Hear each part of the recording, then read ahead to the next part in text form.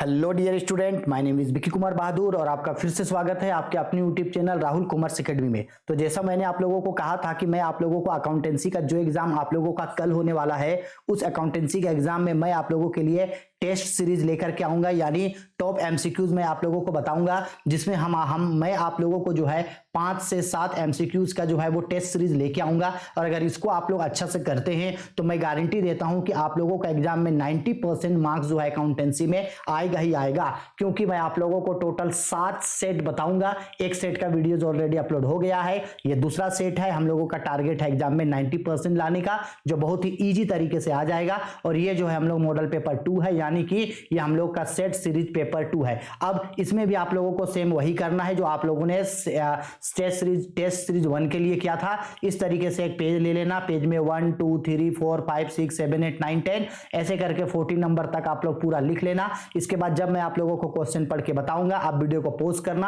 आपको अगर लगता है 1 का आंसर ए होगा तो ए लगाना, 2 का आंसर बी होगा तो बी लगाना। फिर मैं जो आंसर बताऊंगा उसको मैच करना। मैच करने के बाद देखना कि कौन सही है कौन गलत। जो सही है उसको सही, जो गलत है उसको गलत करके जो सही होगा उसको सुधार लेना। और वीडियो के एंड में मुझे कमेंट करके बताना कि आप लोगों का कितना सही हुआ है। और हाँ, 90% नंबर लाने के लिए जरूरी है कि मैं आप लोगों को जो भी सेट्स बताऊंगा, यानी 5 से लेकर के 7 ये जो टेस्ट सीरीज लेकर के आऊंगा, उसमें आप लोगों को हर क्वेश्चन एकदम एक्यूरेट 40 का 40 क्वेश्चन अच्छे से पढ़ लेना है, अच्छे से याद रखना है।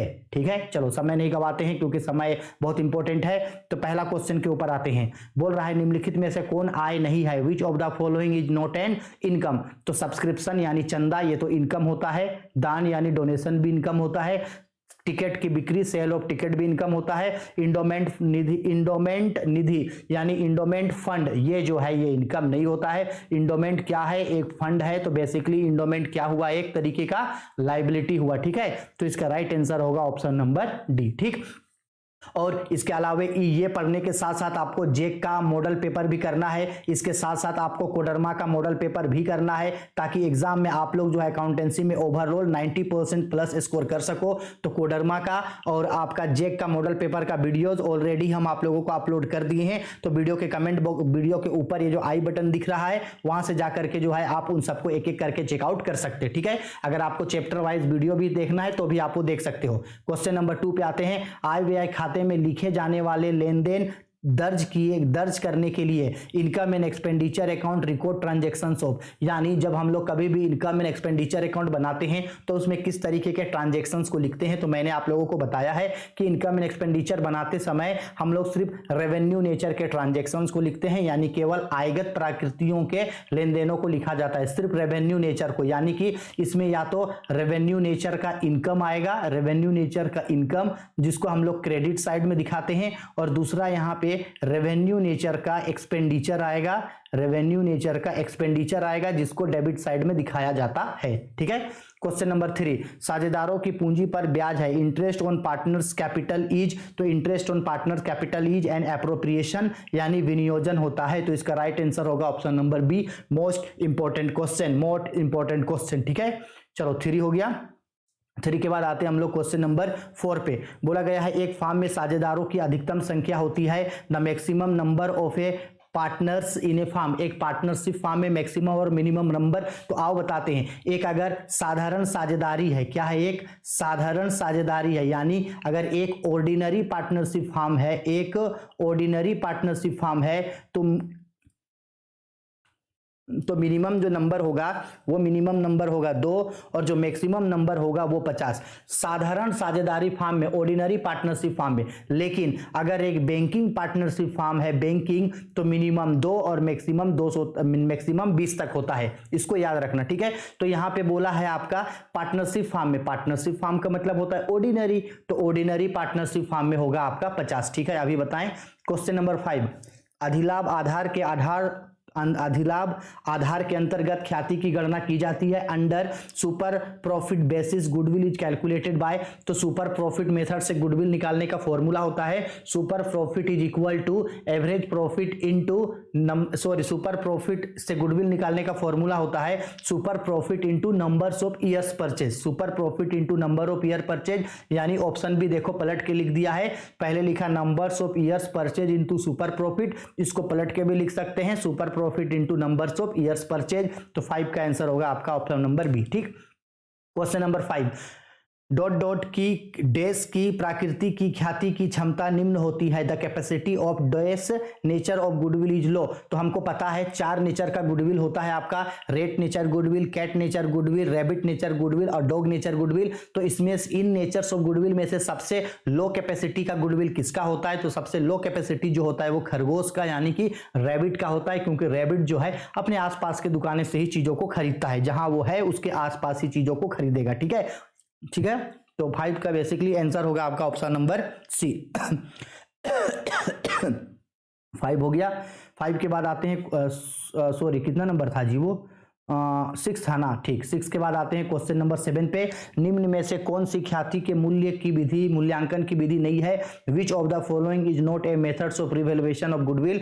तो रिवैल्यूएशन मेथड जो है ये गुडविल का मेथड नहीं है। एवरेज प्रॉफिट मेथड होता है, सुपर प्रॉफिट मेथड होता है, कैपिटलाइजेशन मेथड भी होता है। तो इसका राइट आंसर होगा ऑप्शन नंबर ए। ठीक है, गुडविल से आपको सब्जेक्टिव में भी क्वेश्चन पूछेगा आपको, जिसमें आपको गुडविल का सुपर प्रॉफिट मेथड और एक एवरेज प्रॉफिट मेथड से गुडविल निकालने वाला क्वेश्चन देगा, या चाहे तो गुडविल का एक लॉन्ग थ्योरी दे सकता है कि ख्याति क्या है, इसकी गणना की विधि को बताइए, what is goodwill, how is it calculate. ठीक है, सब्जेक्टिव में पूछ सकता है ये। ठीक, क्वेश्चन नंबर 5, साझेदारी के प्रवेश पर पुराने चिट्ठे में दर्शाए गए संचय हस्तांतरित किए जाएंगे। At the time of admission of a new partner general reserve appearing in the old balance sheet is transfer to. यानी अगर किसी पार्टनर का एडमिशन हो रहा है और एडमिशन के समय में अगर पुराने बैलेंस शीट में अगर जनरल रिजर्व है तो वो किसको मिलेगा? तो सिंपल बात है, पुराने बैलेंस शीट में जनरल रिजर्व है, प्रॉफिट एंड लॉस है, गुडविल है, या रिवैल्यूएशन अकाउंट का प्रॉफिट एंड लॉस है, वो ओल्ड पार्टनर को ओल्ड रेशियो में मिलेगा। किसको मिलेगा? ओल्ड पार्टनर को ओल्ड रेशियो में। तो इसका राइट आंसर होगा ऑप्शन नंबर सी, पुराने साझेदारों के पूंजी खाते में, यानी old partners capital account. Old partner को ओल्ड रेशियो में मिलेगा सब चीज, चाहे आपका रिवैल्यूएशन अकाउंट में आपका जनरल रिजर्व हो, या तो फिर गुडविल हो, या तो प्रॉफिट हो, या तो फिर लॉस हो। इवन रिवैल्यूएशन अकाउंट का प्रॉफिट एंड लॉस भी ओल्ड पार्टनर को ओल्ड रेशियो में मिलता है। ठीक है, बस न्यू पार्टनर अपने साथ जो प्रीमियम लेकर के आता है उसी प्रीमियम पर गुडविल को सैक्रिफाइस रेशियो में ओल्ड पार्टनर बांटता है। ठीक है, चलो क्वेश्चन नंबर 7 पे आते हैं। वर्तमान साझेदारों के लाभ विभाजन अनुपात में परिवर्तन से होता है change in profit sharing ratio of existing partner resulted in. ये अभी हम लोग जो है हम लोग सेट सीरीज जो 1 किए थे उसमें बताए थे कि जब कभी भी किसी भी पार्टनर का प्रॉफिट शेयरिंग रेशियो बदल जाए तो इससे फर्म का क्या होता है? रिकॉन्स्टिट्यूशन होता है। देखो, फर्म का रिकॉन्स्टिट्यूशन होने का कौन कौन सा कारण होता है? Change in profit sharing ratio, change in profit sharing ratio, लाभ विभाजन अनुपात में परिवर्तन से पुनर्गठन होगा, admission of A partner, admission of A partner, अगर किसी पार्टनर का प्रवेश होगा तब रिकॉन्स्टिट्यूशन होगा। इसके बाद रिटायरमेंट ऑफ ए पार्टनर, कोई पार्टनर अगर रिटायर कर जाएगा, अवकाश ग्रहण करेगा तो फर्म का पुनर्गठन होगा। डेथ ऑफ ए पार्टनर, किसी साझेदार की मृत्यु पर। और लास्ट एमेलगेमेशन। आप लोग ये एमेलगेमेशन वर्ड शायद फर्स्ट टाइम सुन रहे होंगे। एमेलगेशन का मतलब होता है एकीकरण, जब 2 या 2 से अधिक फर्म आपस में मिल जाता है। तो किसी भी फर्म का पुनर्गठन होने का यानी फर्म का रिकॉन्स्टिट्यूशन होने का ये 5 रीजन होता है। इन 5 में से कुछ भी हो तो उससे फर्म का रिकॉन्स्टिट्यूशन यानी पुनर्गठन होता है, याद रखना इसका। ठीक है, तो 9 का आंसर होगा बी। आगे बढ़ते हैं। वैसे ही वीडियो में अगर क्वेश्चन में मुझे कुछ एक्स्ट्रा बताना रहेगा तो मैं आप लोगों को वो जरूर बता दूंगा। 10 में बोल रहा है पुनर्मूल्यांकन खाते का शेष पुराने साझेदारों के पूंजी खाते में हस्तांतरित किया जाता है। The balance of revaluation account is transfer to the old partners capital account in there. तो हम बताए थे, अभी बताएं कि रिवैल्यूएशन अकाउंट का profit and loss old partner को ओल्ड रेशियो में मिलेगा। ओल्ड पार्टनर को ओल्ड रेशियो में, पुराने साझेदारों को पुराने लाभ विभाजन अनुपात में यानी ओल्ड रेशियो में मिलेगा। ठीक है।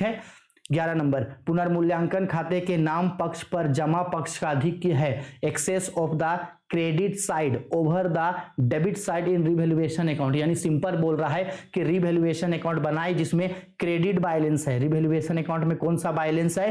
Credit balance. इसका मतलब है कि क्रेडिट अधिक है। अब अगर रिवैल्यूएशन अकाउंट में क्रेडिट अधिक होता है यानी कि डेबिट कम है, डेबिट कम है तो इससे हमको क्या होगा? प्रॉफिट होगा। ठीक है, तो इसका राइट आंसर होगा प्रॉफिट। अच्छा, ठीक इसका उल्टा, अगर रिवैल्यूएशन अकाउंट का डेबिट बैलेंस होता है, रिवैल्यूएशन अकाउंट का कौन सा बैलेंस? डेबिट बैलेंस बैलेंस, इसका मतलब है कि डेबिट अधिक है।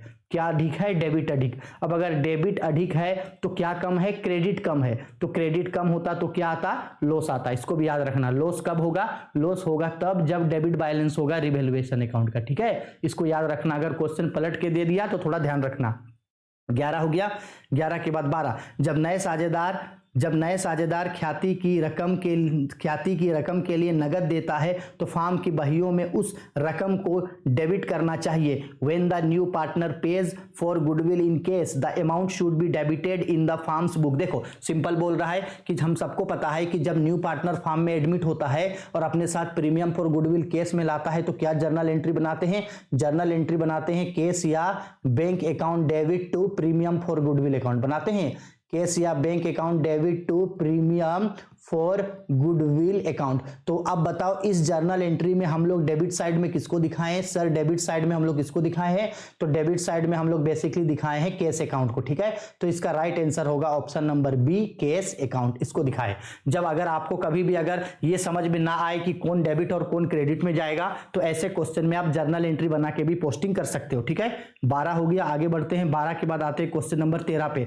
नए साझेदारी ठहराव के बाद तैयार किए गए चिट्ठे में संपत्ति व तथा दायित्वों का लेखा किया जाता है। Balance sheet prepared after new partnership agreement, assets and liabilities are recorded eight.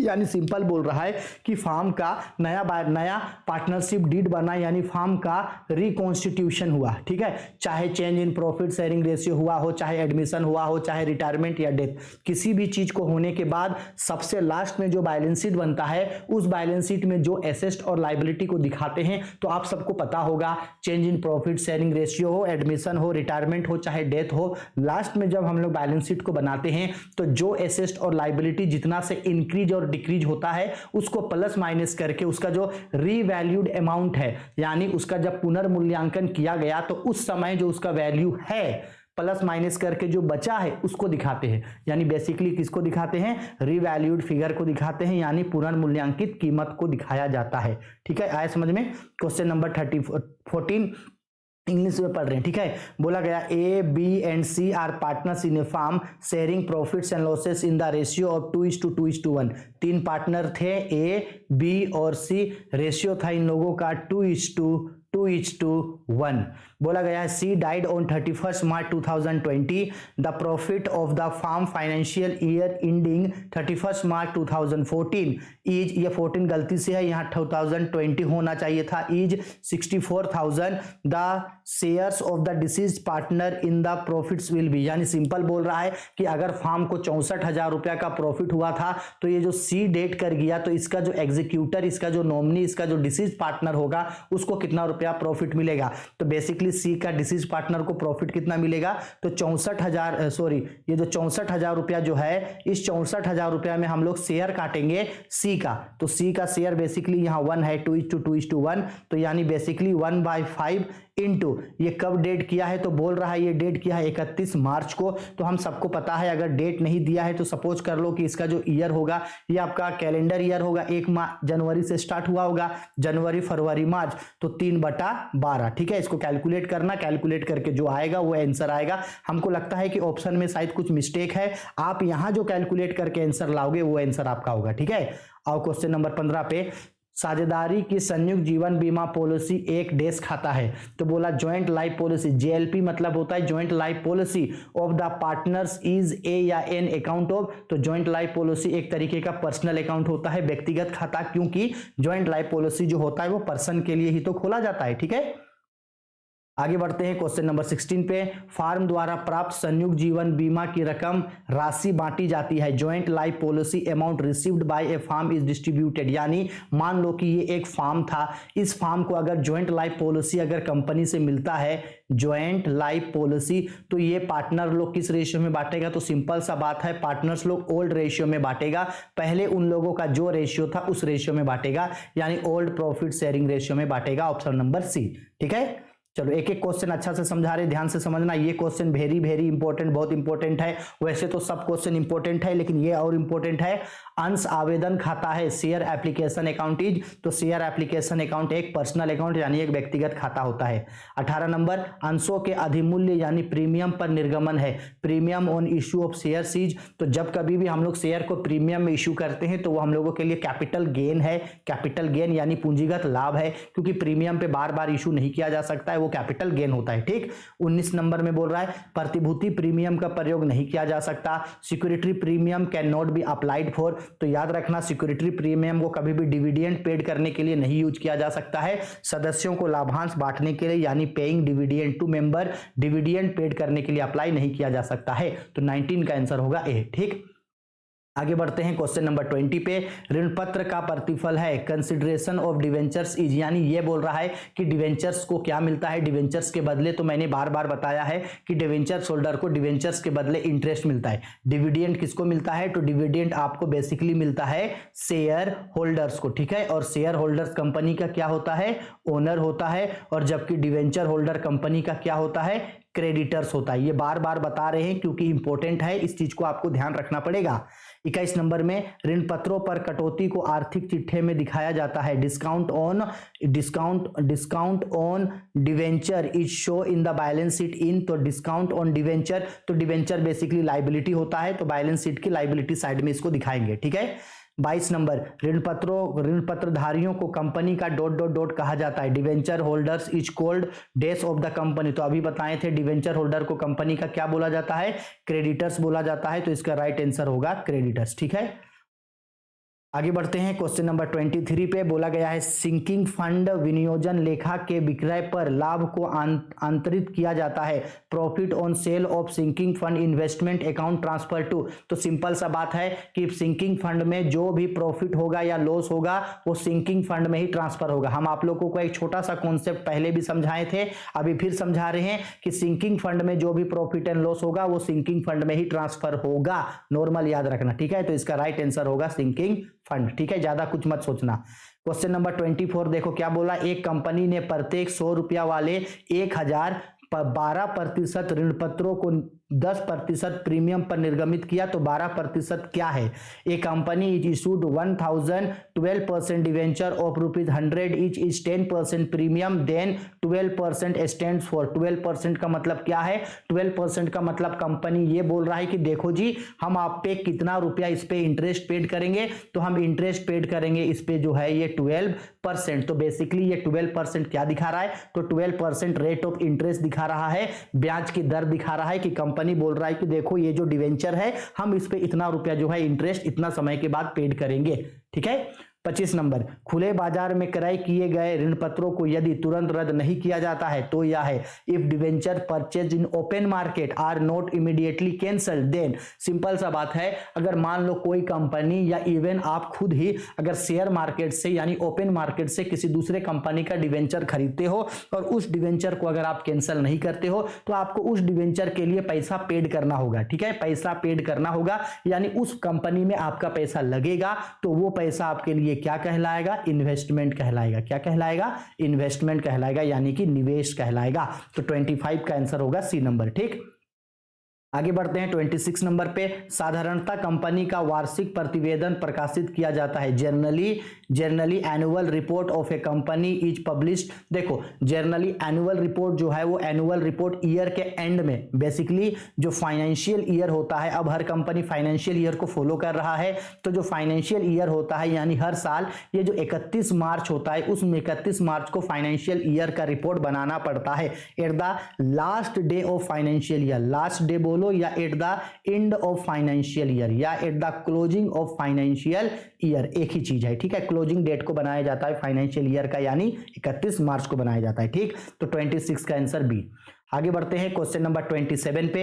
एक वित्तीय कंपनी द्वारा निवेश पर प्राप्त ब्याज को दिखाया जाता है, interest received on investment by A financing company is showed under. देखो क्वेश्चन में आंसर छुपा है, बोल रहा है फाइनेंसिंग कंपनी के द्वारा मिला, तो फाइनेंसिंग कंपनी यानी कि फाइनेंसिंग एक्टिविटी, फाइनेंसिंग कंपनी यानी फाइनेंसिंग एक्टिविटी। ठीक, 28 नंबर, कर के प्रावधान है, प्रोविजन फॉर टैक्स इज, तो याद रखना provision for tax current liability होता है, यानी चालू दायित्व होता है, ठीक है, करंट लायबिलिटी। ठीक, इसके बाद 29 नंबर पे आते हैं, वित्तीय विवरणों के विश्लेषण में क्या शामिल है, analysis of financial statements involve. तो हम आप लोगों को पहले भी बताए थे, फाइनेंशियल स्टेटमेंट में 3 चीज आता है, trading account, profit and loss account और बैलेंस शीट, जो आप लोग क्लास 11th में पढ़े हैं। तो इसका राइट आंसर होगा ऑप्शन नंबर डी। ये सभी चीज जो है वो फाइनेंशियल एनालिसिस के रिगार्डिंग आता है, ठीक है, हो गया 29 का आंसर डी। आगे बढ़ते हैं, क्वेश्चन नंबर आते हैं 30 पे।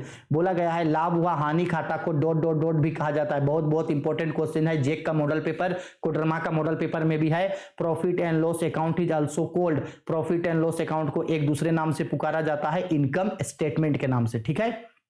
आगे 31 नंबर में, कंपनी की वार्षिक रिपोर्ट को निर्गमित किया जाता है, an annual report is issued by the company to its, यानी कंपनी जो है वो एनुअल रिपोर्ट किसको दिखाने के लिए इशू करता है। ये जो है हम लोगों का टेस्ट सीरीज 1 में भी मैंने आप लोगों को बताया था कि एनुअल रिपोर्ट जो है वो किसके लिए बनाया जाता है, वो बनाया जाता है शेयर होल्डर्स के लिए, यानी अंशधारियों के लिए बनाया जाता है कि देखो इतना कंपनी के पास शेयर है, इतना कैपिटल है, इतना लायबिलिटी है, इतना एसेट है, देख लो इसको, ठीक है, तो शेयर होल्डर के लिए। 32 पे बोल रहा है, तुलनात्मक वित्तीय विश्लेषण विवरण विश्लेषण की प्रकृति किस विवरण की दोषी मदों की तुलना को दर्शाता है, यानी comparative financial analysis process shows the comparison between the item of which statement, तो किस तरीके के बीच को बताता है। तो देखो हम सबको पता है कि कंपैरेटिव फाइनेंशियल स्टेटमेंट में 2 चीज बनता है, एक कंपैरेटिव बैलेंस शीट बनता है और एक comparative profit and loss statement, यानी ये इन दोनों के बीच का डिफरेंसेस को बताता है। बैलेंस शीट के अंदर जो भी एसेट और जो भी लायबिलिटीज होता है उसके बीच के भी डिफरेंसेस को बताता है ये, और साथ ही साथ जो भी statement of profit and loss बनता है उसके बीच के भी डिफरेंसेस को बताता है, यानी ए और बी दोनों को बताता है। तो इसका आंसर होगा ऑप्शन नंबर सी, यानी बोथ। देखो इसका ऑप्शन नंबर सी जो है बोथ नीचे लिखा गया है, ठीक है, आया समझ में। चलो आगे बोल रहा है, क्वेश्चन नंबर 33 पे बोला गया tangible assets of a company increase from 4 lakh to 5 lakh, what is the percentage of change. इसको याद रखना बहुत इंपॉर्टेंट है। बोल रहा है कि सपोज एक कंपनी के पास 4 लाख का कोई एसेट था, हमको नहीं पता कौन एसेट था, ठीक है, अब वो कितना हो गया, 5 लाख हो गया, 4 लाख से 5 लाख, तो आपको बताना है कि बताओ कितना परसेंटेज जो है उसमें चेंजेस आया है। तो सिंपल सा बात है, हमको ये बताओ 4 लाख से 5 लाख हो गया, कितना लाख से बड़ा, 1 लाख, तो 1 लाख को दिखाएंगे, इसी 1 लाख का परसेंटेज है, तो 1 लाख को डिवाइड करेंगे यहां बेस ईयर से। बेस मतलब पहले कितना था, तो पहले 4 लाख था, तो पहले वाले को लिखेंगे, तो पहले लिखेंगे 4 लाख यहां पे, और चूंकि परसेंटेज में बदलना है तो इसमें डिवाइड करेंगे हम लोग 100 से, ठीक है। अब जो जो कटेगा बेसिकली हम लोग उसको चुपचाप काट देंगे, तो ये 4 जीरो कैंसिल हो जाएगा, 100 से 4 से ये 100 जो है वो 25 बार में कट जाएगा, यानी कितना परसेंट चेंज आया, 25%। तो इसका राइट आंसर होगा ऑप्शन नंबर बी। अच्छा, ये समझो कि अगर मान लो बोलता कि कोई एसेट था या किसी कंपनी का प्रॉफिट जो था या एसेट जो था वो 1 लाख से 80,000 रुपया हो गया, तो बताओ कितना परसेंटेज चेंज आया। तो बताओ परसेंटेज चेंज जो है हम लोग कैसे निकालेंगे, तो 1 लाख से 80,000 हो गया, तो 20,000 से घटा तो 20,000 लिखेंगे, डिवाइडेड बाय पहले कितना था 1 लाख, तो यहां पे 1 लाख दिखाएंगे और इनटू यहां करेंगे 100। तो देखो ये यहां से 4 जीरो कैंसिल, 1 से 1 जीरो कैंसिल, यानी ये कितना परसेंट चेंजेज आया, 20%, और ये 20% घट गया है ना, तो ये 20% जो है वो डिक्रीज को दिखाएगा, ठीक है। आ रहा है समझ में मेरा बात। तो क्वेश्चन को थोड़ा ध्यान रखना, इस तरीके का क्वेश्चन जो है पूछा जा सकता है, क्योंकि ये जेक का मॉडल पेपर में भी है और कोडरमा के भी मॉडल पेपर में है, ठीक है। आ गया क्वेश्चन समझ में, वेरी सिंपल है। अब आते हैं क्वेश्चन नंबर 34 पे, तुलनात्मक विवरण दर्शाते हैं कंपैरेटिव फाइनेंशियल स्टेटमेंट शोज। तो कंपैरेटिव फाइनेंशियल स्टेटमेंट जो है वो दोनों ही चीजों को जो है आपको दर्शाता है, फाइनेंशियल पोजीशन को भी बताता है और अर्निंग कैपेसिटी को भी बताता है, यानी एक संस्था की आर्थिक स्थिति को भी बताता है कि कितना पैसा है, और ये भी बताता है कि वो कितना तक उपार्जन यानी कि अर्निंग कर सकता है। तो इसका राइट आंसर होगा ऑप्शन नंबर सी, ठीक है। चलो आगे बढ़ते हैं, क्वेश्चन नंबर 35 में, ये हम लोगों को टेस्ट सीरीज 1 में भी बताए थे। Current ratio of a company, current ratio is 1:2, current liabilities ₹25,000 then current assets. तो सिंपल बोल रहा है कि एक कंपनी के पास करेंट रेशियो यानी CR करेंट रेशियो है 1:2, कंपनी के पास जो है वो करेंट लाइबिलिटी है आपका 25,000 रुपया का।